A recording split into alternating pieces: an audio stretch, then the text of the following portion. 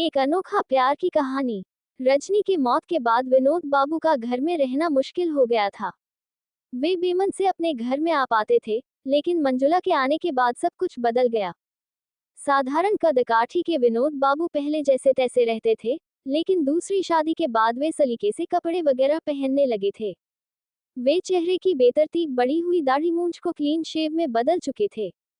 उनकी आंखों पर खूबसूरत फ्रेम का चश्मा भी चढ़ गया था। इतना ही नहीं, सिर के खिचड़ी बालों को भी वे समय समय पर डाई करवाना नहीं भूलते थे। वैसे तो विनोद बाबू की उम्र 48 के करीब पहुंच गई थी, लेकिन जब से उनकी मंजुला से दूसरी शादी हुई थी, तब से वे सजसंवर कर रहने लगे थे। इसका सुखद नतीजा ये हुआ है कि वे अब 38 साल के आसपास दिखने लगे थे।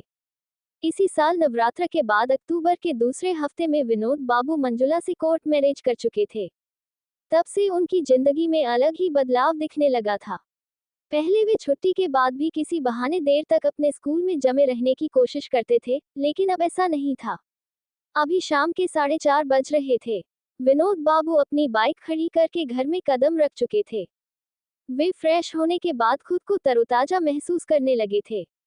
मंजुला घर की छोटी मोटी चीजों को सहेजने में लगी हुई थी। बेटा बेटी ट्यूशन पढ़ने गए हुए थे। मंजुला को अकेली देखकर विनोद बाबू ने उन्हें पकड़कर अपनी गोद में बैठाने की कोशिश की। मंजुला बनावटी गुस्सा जाहिर करते हुए बोली, मम्मी जी अपने कमरे में ही हैं। आपकी आवाज सुनकर इधर आ जाएंगी। मैं अपनी माँ को बहुत अच्छी तरह से जानता हूँ। हम दोनों के रहते वे इस कमरे में कभी नहीं आएंगी। इतना कहकर वे मंजुला को अपनी बाहों में भरकर प्यार करने लगे। तभी सासू माँ ने बहू को आवाज लगाई। मंजुला खुद को छुड़ाते हुए अपनी सासू माँ के कमरे की तरफ चली गई। सासू माँ ने मंजुला से कहा, बहू, चाय बना दो। मंजुला ने हाँ कह दी।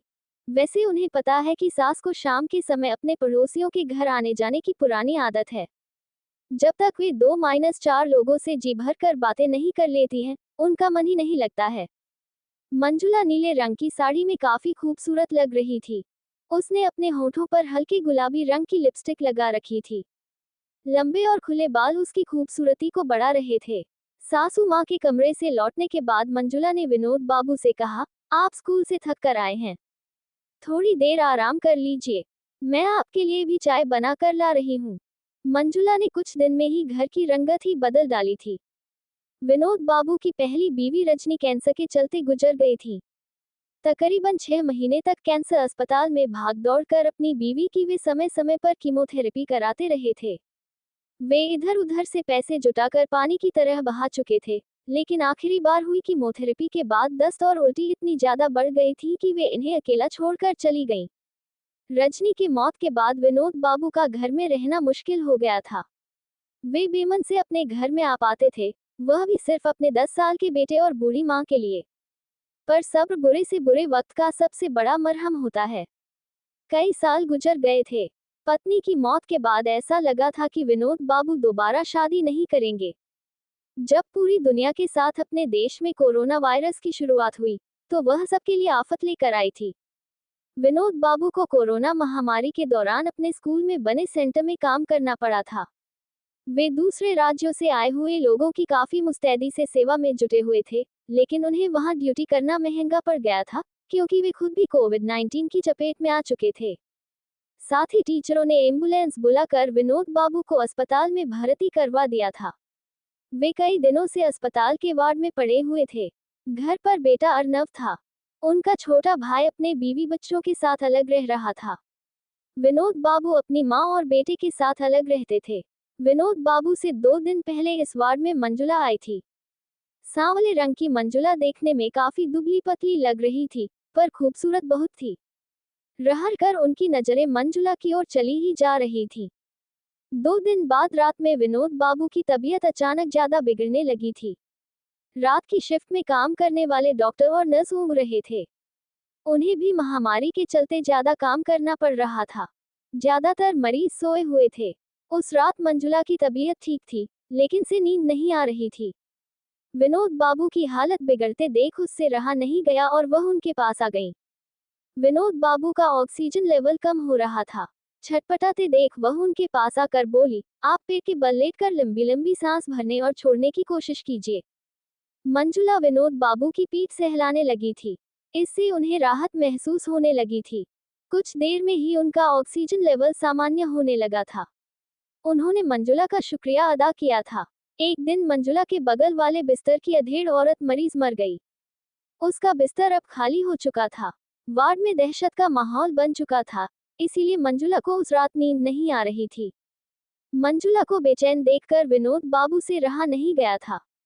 आखिरकार उन्होंने मंजुला से पूछा, अगर तुम्हें कोई परेशानी हो रही है तो मेरे पास वाले खाली बिस्तर पर आ जाओ। नहीं, ऐसी कोई बात नहीं है, मंजुला ने ये कह तो दिया था, पर वह उस दिन काफी डर गई थी। विनोद बाबू के बार बार कहने पर मंजुला उनके बगल वाले खाली बिस्तर पर आ गई थी। तुम्हारे घर में कौन कौन लोग हैं? मेरे घर में सास, ससुर, पति के अलावा 7 साल की एक बेटी है।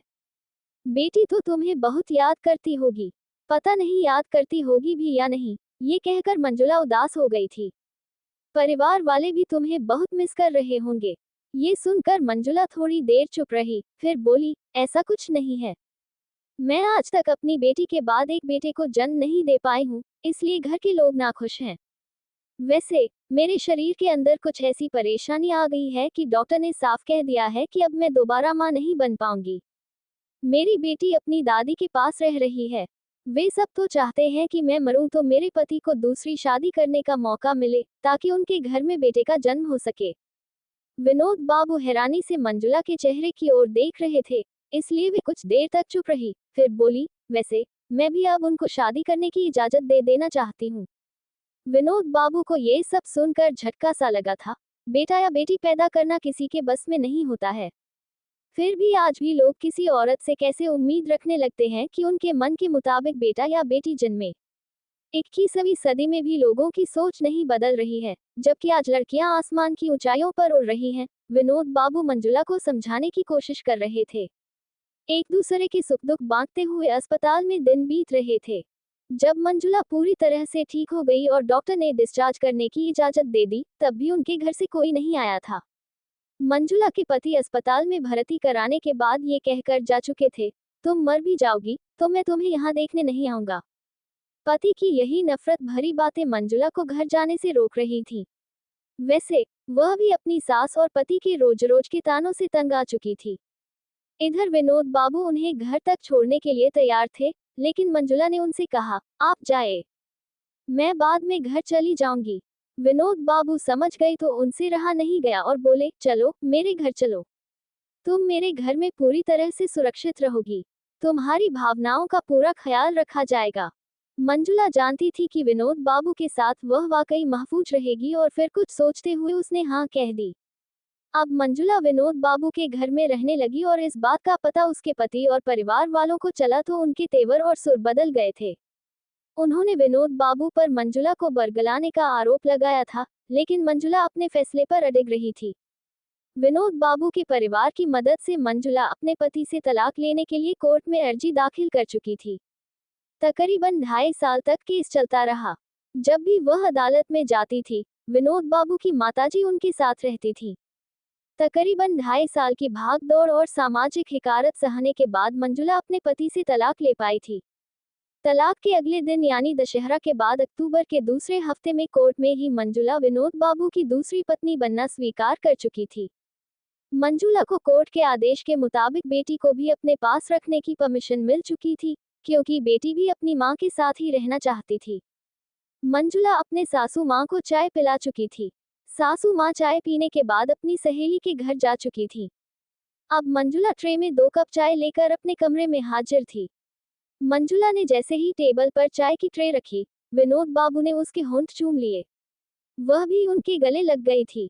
आखिर में उसने इशारा किया, जनाब, चाय ठंडी हो जाएगी। वे दोनों बातें करते हुए चाय पीने लगे थे। मंजुला चाय खत्म कर विनोद बाबू के बगल में आकर लेट गई थी। तुम्हारे साथ बातें करने में ही मेरी सारी थकान मिट जाती है, विनोद बाबू मनोहार करते हुए बोले थे।